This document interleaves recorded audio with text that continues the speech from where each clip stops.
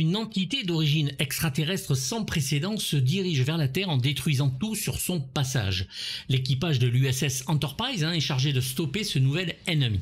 Alors que le commandant Decker se prépare à diriger la mission, il est relevé de ses fonctions et redevient capitaine, puisqu'il est remplacé par le fameux amiral Kirk qui veut absolument la place, absent des commandes depuis plus de 2 ans.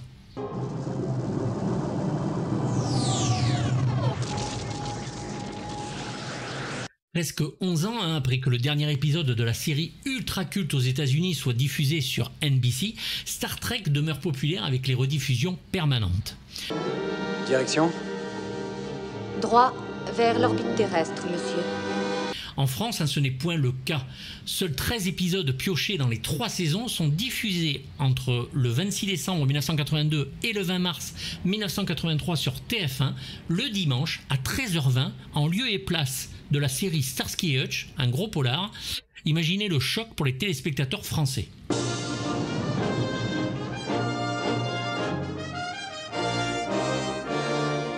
Gene Roddenberry, le créateur et le producteur bien sûr de la série, va essayer d'en faire un long métrage durant tout ce temps. Et c'est comme beaucoup à l'époque, le succès démentiel du film Star Wars de George Lucas, qui va décider la Paramount de surfer sur la vague science-fiction et de lancer un long métrage Star Trek avec un budget aux alentours de 40 millions de dollars.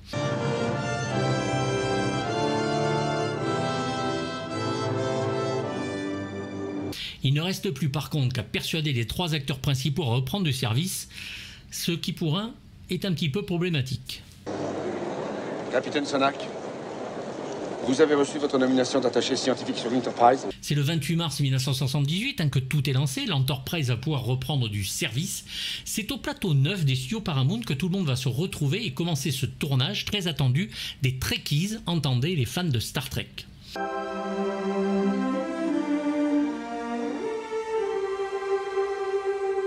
500 costumes, des effets inédits, des accessoires par dizaines vont ainsi compléter la réalisation du film.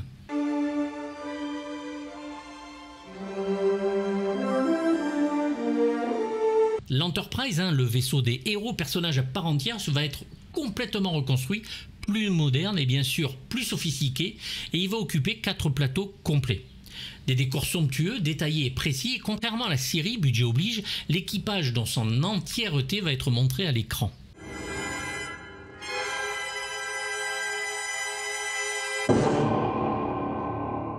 Kirk, Spock, McCoy, Scotty, Sulu, Chekhov et Uhura, et bien sûr l'infirmière Chapel, devenue médecin, se retrouvent donc à la barre de l'Enterprise, accompagnés par l'officier en second, William Decker, qui commandait l'Enterprise, mais remplacé donc par cet amiral Kirk, désireux de reprendre son vaisseau, un concours de bits, comme d'habitude.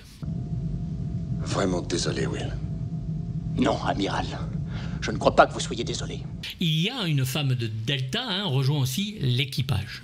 Vaisseau Klingon, quartier d'équipage, salle de jeu, la planète Vulcain, complexe orbital, salle des machines gigantesque, un San Francisco futuriste, un vaisseau étranger abstrait et plus que réussi. On est loin de la série, les moyens sont mis en œuvre pour perpétuer ce qu'était Star Trek à l'origine, les idées et l'esprit de Gene Roddenberry.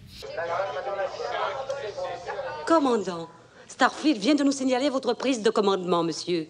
Des choses horribles arrivent bien sûr à l'équipage pendant le film, mais entre le concours de bits de Kirk et Decker, les avaries qui vont toucher certaines parties du vaisseau et les techniciens qui trouvent la mort avec cette scène, la pire, bien sûr, la scène du transfert moléculaire.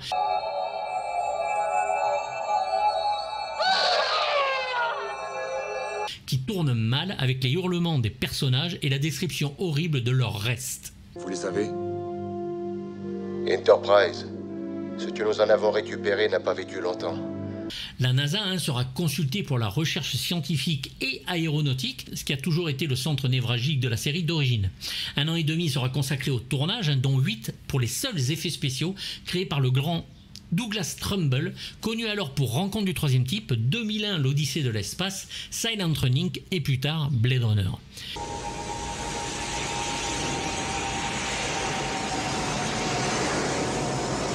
Il sera bien sûr aidé par John Dykstra, un ancien d'Industrial Light and Magic et futur créateur d'effets sur Galactica la série, les Spider-Man de Sam Raimi et j'en passe.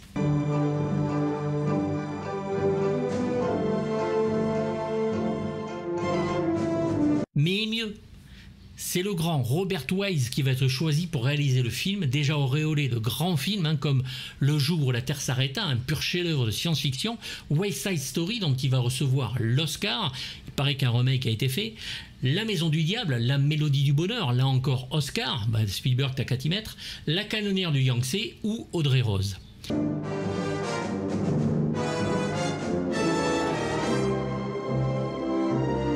Il sent que c'est pour lui le moment d'aller dans l'espace, cette fois après ses 2 autres métrages de science-fiction sur Terre.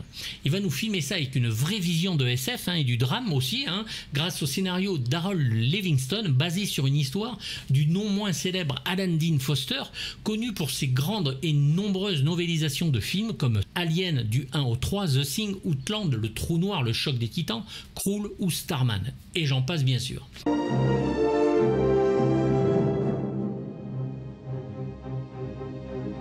Mise à feu, monsieur Soulou. Même Isaac Asimov, rendez-vous compte, mais Isaac Asimov, un grand écrivain s'il en est, avec Fondation ou son cycle des robots, qui est fan de la série et va aider à vulgariser en quelque sorte la science telle qu'elle est décrite dans le film.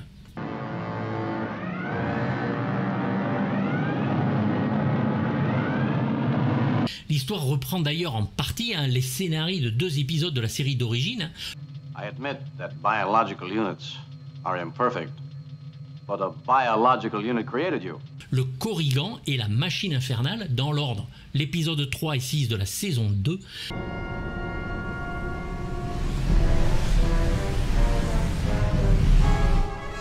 Où dans le premier, une sonde terrienne détruit tout un système, et le deuxième narrant l'équipage contre une machine dévoreuse de planètes, pour simplifier, et la récupération d'un commandant devenu fou dans un vaisseau de Starfleet qui s'appelle Decker, comme le personnage du film, et qui est joué par Kevin McCarthy. Commodore Decker? Vrai film de science-fiction ultra contemplatif, il faut le dire, il faut aimer les images lentes et qui prennent leur temps. Ce Star Trek nous happe pour peu que l'on se laisse faire. C'est rare, mais c'est un vrai bonheur visuel. Certaines scènes frisent aujourd'hui peut-être le ridicule, je pense notamment à la scène de la spirale. Commande manuel gouvernail. Réponse négative, monsieur. Déflecteur de navigation déployé, monsieur. Vous avez ces acteurs au ralenti qui sautillent comme ça sur leur siège. C'est vrai qu'aujourd'hui, ça fait un peu tâche, mais ça reste un grand film de SF. Non! Suspendez l'exécution de cet ordre! Wise va convaincre les dirigeants de la Paramount du bien fondé d'un film Star Trek et va demander à ce que chaque objet soit fonctionnel et démontrer que sa connaissance de l'écran large dépasse allègrement les espoirs des pontes de la Paramount.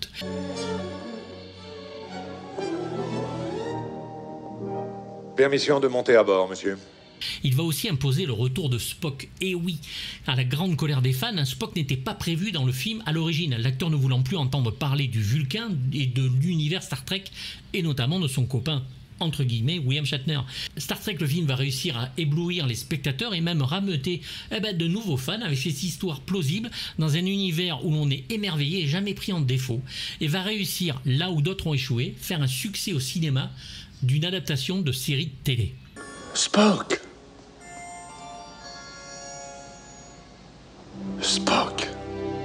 Roddenberry va faire en sorte de garder l'esprit de la série, mais en remaniant et modernisant l'ensemble durant les 2 heures à peu près 10 de film.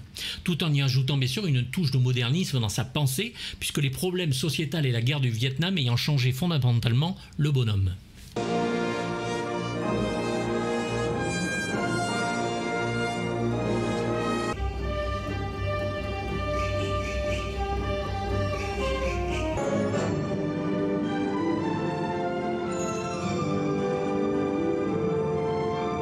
Après plusieurs mois d'essais infructueux, la société Abel et Associates de Robert Abel va se retrouver remplacée sur les effets par 2 grands spécialistes des effets à l'époque, Douglas Trumbull et John Dykstra.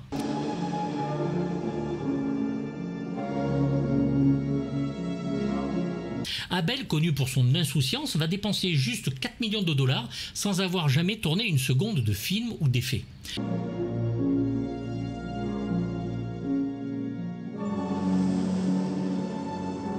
Il demande alors tranquillement une rallonge de 16 millions à la Paramount et va se faire virer aussi sec avec une centaine de techniciens. Trumbull et Dykstra vont en très peu de temps réussir l'improbable, l'impossible même, vu le nombre d'effets, et nous donner Non seulement une quantité non négligeable de trucage, hein, mais en plus de toute beauté.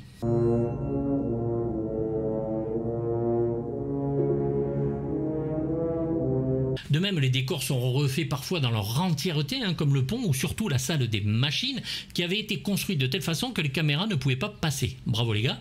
C'est Harold Mikkelsen hein, qui va s'occuper de tout cela, alors que des sommes astronomiques ont déjà été dépensées.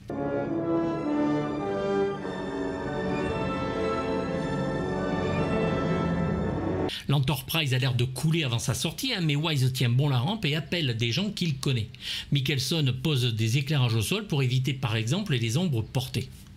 Robert Wise va aussi utiliser le split field, hein, qui est une lentille posée sur la caméra et qui permet de donner la netteté sur le premier plan comme l'arrière-plan.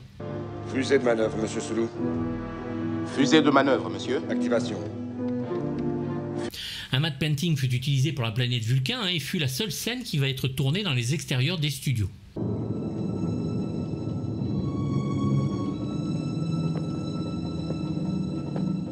Pour ce qui est de l'Enterprise, un personnage à part, trop connu pour être changé, Trumbull va choisir une maquette épurée et parfaitement lisse, mais ajouter moult éclairages et changer 2-3 petites choses afin de le moderniser.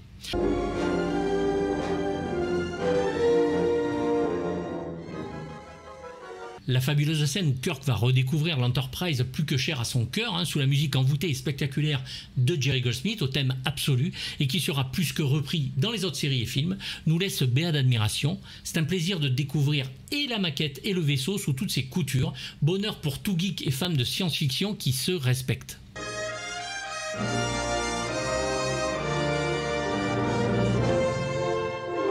Le vaisseau ramène droit à 2 scènes complètement contemplatives là aussi, hein, la découverte donc par Kirk dans cette scène et le départ vers l'espace.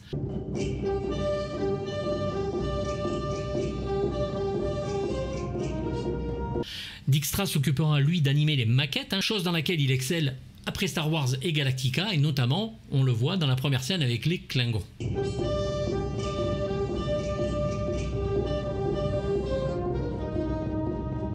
Frank Serafin va s'occuper, lui, des nombreux effets sonores, hein, des portes qui s'ouvrent au laser, au bruit de V'ger, et qui aideront à l'immersion du film.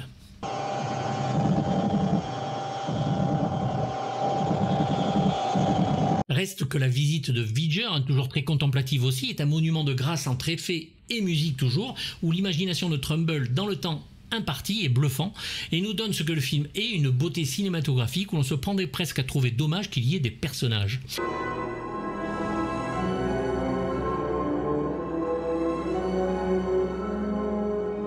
L'immensité de V'ger hein, calme tout spectateur fan d'effets spéciaux sublimés par une musique aux petits oignons. Ce passage nous en met vraiment plein la gueule, hein, tout en respectant l'imaginaire de Roddenberry, avec les questions que les personnages sont en droit de se poser devant une telle situation.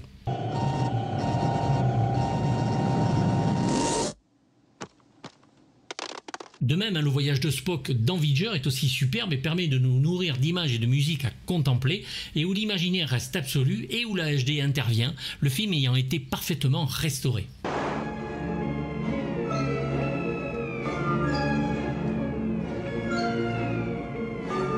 Le décor de V'ger, hein, superbe aussi, fit se casser la gueule aux techniciens et aux acteurs assez souvent, rien n'étant à la même hauteur.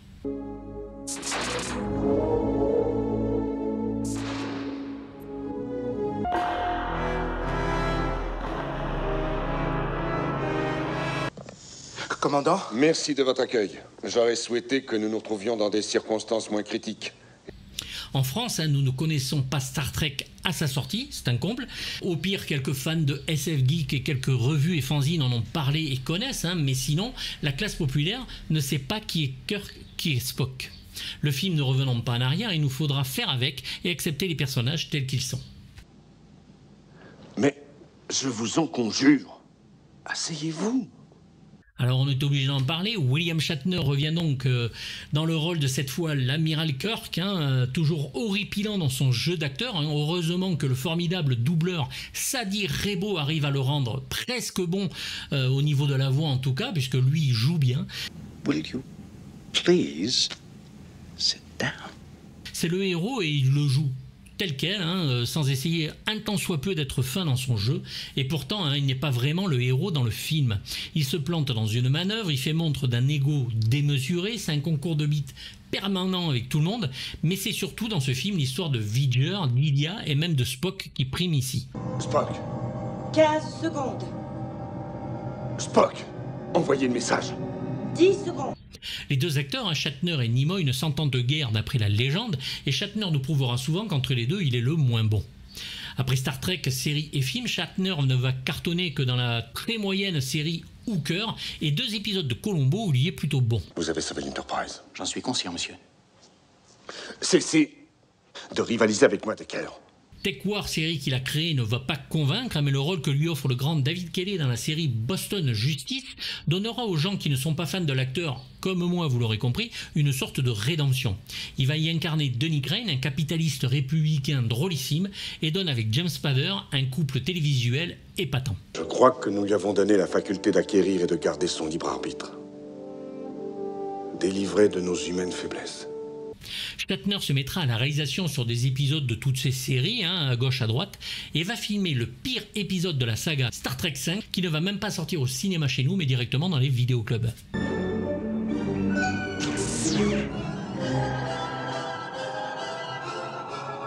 Spock est effectivement plus en première place et position que Kirk, qui n'est finalement qu'un soldat. L'arrivée de Spock, hein, et l'émotion qu'il procure une fois à bord est palpable, mais seulement pour ceux qui connaissent la série d'origine et bien sûr le personnage. C'est toujours Leonard Nimoy qui le joue, et c'est l'acteur qui décida qu'il était temps pour ce personnage de montrer quelques sentiments humains. Et j'ai devant les yeux une sorte d'image dimensionnelle qui me semble être la représentation de la planète d'origine de Vidger.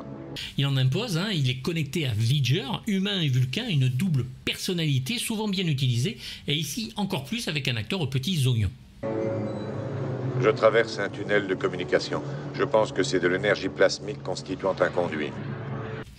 Leonard Nimoy jouera dans L'invasion des profanateurs de Philip Kaufman, hein, bien sûr dans tous les épisodes de la saga qui concernent ces acteurs-là, et reviendra même sur les 2 premiers Star Trek de J.J. Abrams à de très bonne facture, en Spock vieillissant, avant de nous quitter malheureusement le 27 février 2015. Des lunes, des étoiles, des galaxies entières enregistrées et emmagasinées. Quelque chose comme une représentation complète du voyage de Vidger. Après Star Trek, la série, hein, Nimoy sera parfait dans le rôle de Paris, hein, dans Mission Impossible, la série de 1969 à 1971, y remplaçant Martin Landau, hein, le roi du maquillage. Vous avez jusqu'à présent joué le jeu pensant que vous étiez quelqu'un de sérieux. Mais vous ne croyez certainement pas ce que vous dites, lieutenant. Et donnera même du fil à retordre à l'inspecteur Colombo dans l'épisode Le spécialiste de la saison 2, épisode 6, où ce sera la seule fois où Colombo va perdre son calme. Je pense, docteur Mayfield, que vous avez tué Sharon Martin. Il aidera souvent à l'écriture et réalisera Star Trek 3 et 4 ou 3 hommes et un bébé, le remake du couffin français. C'est de vous, cette idée. C'est à vous que je dois cela, avouez-le.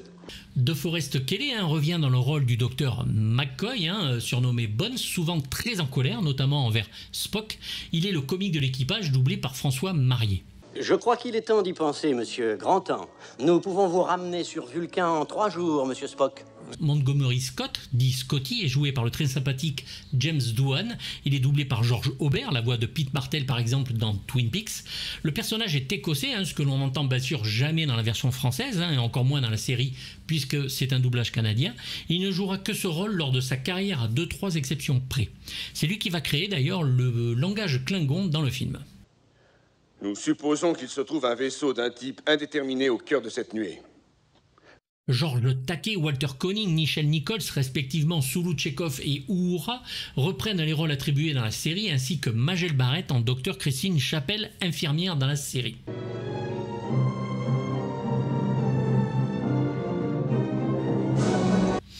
Takei est un grand militant des droits LGBT, hein, et sa filmographie est impressionnante, même si ce n'est que pour de petits rôles. Vidéo avant. Vidéo avant. Il va violemment critiquer le script, hein, pour sa propension à donner trop souvent le beau rôle à Shatner, avec qui il ne s'entend pas du tout. Walter Koenig, en pilote d'origine russe, a joué dans quelques films, mais sa notoriété s'est retrouvée doublée quand il va accepter d'incarner le personnage Alfred Bester, un salopard infâme du corps psy, dans la série de John Michael Straczynski, Babylon 5, encore. Il ne trouvera sur le tournage de ce film pas le plaisir qu'il a eu sur celle de la série. Impossible d'établir le contact avec Starfleet, commandant. Chacun des messages que nous transmettons vers l'extérieur de la nuée nous est immédiatement réfléchi. Nichelle Nichols, elle, a joué dans quelques séries et films et fut la première afro-américaine à tenir un rôle principal dans une série télévisée américaine. Il y a osmose par micropompe à cet endroit. Les plus petites fonctions physiologiques sont parfaitement reproduites. Et enfin, Majel Barrett, docteur de l'Enterprise, fut l'épouse de Jane Roddenberry. Elle est doublée par la grande Paul Emmanuel, qui était la femme du grand doubleur Jean-Claude Michel. Elle fit la voix de l'Enterprise, joua aussi dans Invasion Planète Terre de son mari, et le rôle de Lady Morella, toujours dans Babylon 5. 0 degré. Droit 9 degrés. Vous êtes l'unité Kirk. Née à Bombay, puis Miss Inde en 1955, Persis Campata fut mannequin avant de se lancer dans sa carrière d'actrice. C'est ici son premier rôle où elle y est très bonne actrice. On la reverra dans Les Faucons de la Nuit, dont j'avais parlé, de Bruce Malmuth avec Sylvester Stallone et le terroriste Rutger Hauer. Mais en 1980, un grave accident de la route en Allemagne va lui laisser une énorme cicatrice sur la tête qui va mettre un léger frein à sa carrière. Elle continuera à tourner, mais dans des petites choses. Elle va mourir malheureusement d'une crise cardiaque à 49 ans seulement. Lieutenant Ilia, je viens prendre mon poste, monsieur. Bienvenue à bord, lieutenant. Elle y est donc ici Ilia, une fille de Delta 4, une race extraterrestre qui par sa simple présence provoque des envies, souvent sexuelles. Son arrivée sur le pont est hilarante. Le jour où vous m'avez fait obtenir ce commandement, vous m'avez confié combien il vous faisait envie et que vous comptiez bien trouver le moyen tôt ou tard de me le reprendre. Will Decker, qui se retrouve spoilé de son rôle de commandant de l'Enterprise par Kirk, est joué par Stephen Collis, qui sera plus tard connu pour le rôle d'Eric Camden dans la série 7 à la maison. En 2014, il confesse avoir abusé de 3 adolescentes de 11 à 14 ans pendant une procédure de divorce où il est enregistré par Faye Grant, l'actrice de la série V, qui dévoile le passage. Les charges seront abandonnées parce que les faits étant datés, sa carrière va s'arrêter net ici et c'est tant mieux. Hervé Bellon le double parfaitement.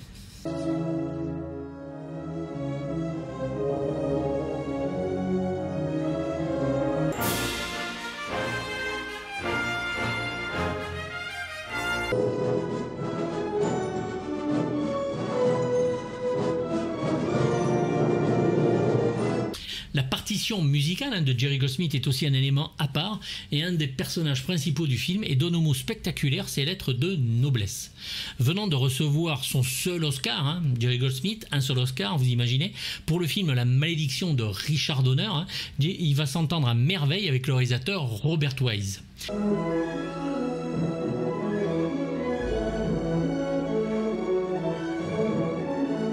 Il va créer ici un nouveau thème absolument parfait dans toute son ampleur et l'imagination que le compositeur a eue.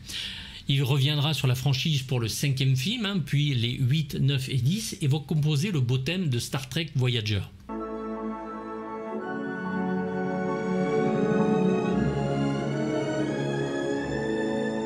Le film va commencer par une ouverture musicale sans images, et oui, cela se faisait parfois au cinéma pour des gros films comme Spartacus.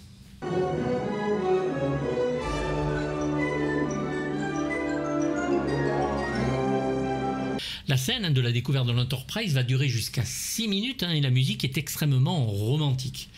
Il va utiliser pour la première fois un instrument électronique appelé le Blaster Beam, long de 4 mètres et créé par Craig Huxley. Cet instrument est constitué par des fils d'acier connectés à des amplificateurs, puis vont passer au travers d'un morceau en aluminium qui va devenir le thème de Voyager.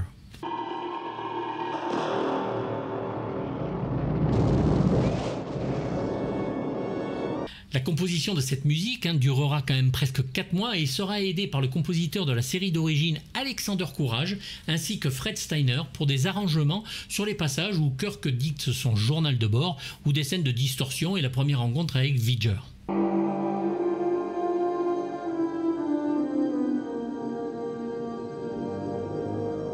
La musique sera finie d'être enregistrée 5 jours seulement avant la sortie du film.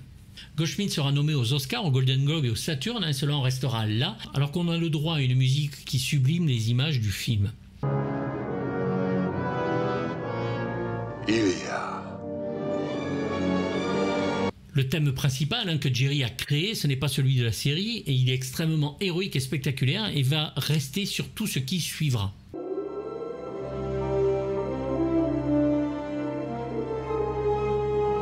Le thème d'Ilia, pur et poétique, les rythmes brutaux des Klingons qui sont anthologiques, et bien sûr l'étrangeté des morceaux de Vidger font de cette musique une musique à avoir dans sa collection.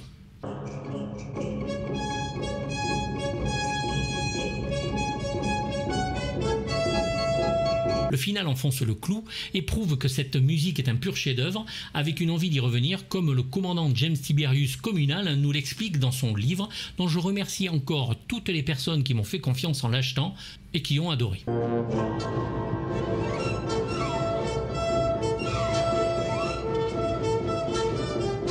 Plusieurs versions de la musique existeront à travers les ans, chez CBS, Sony Legacy, mais c'est La La Land qui sortira un triple CD avec à l'intérieur la musique du film telle qu'on l'entend, des musiques alternatives et bien sûr l'album de l'époque remasterisé.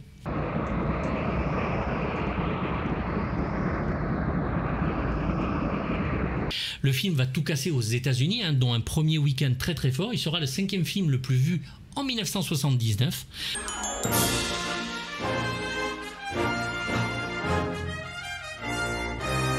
En 2001, Robert Wise va faire une version Director's Cut du film qui va sortir en VHS et en DVD.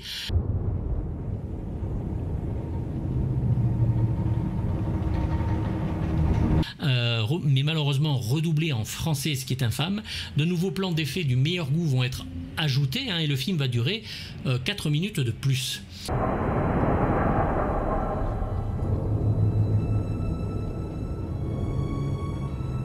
Avec des scènes intéressantes comme le San Francisco plus futuriste, Vulcain avec ses statues gigantesques où il y a qui se sert de ses pouvoirs pour calmer la douleur de Tchekhov.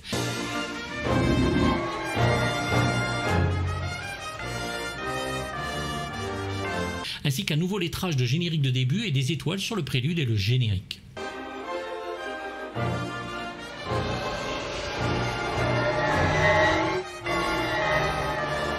Les versions HD des films sont un bonheur. Je suis persuadé que même en 1979, l'image n'était pas aussi belle dans les salles de cinéma.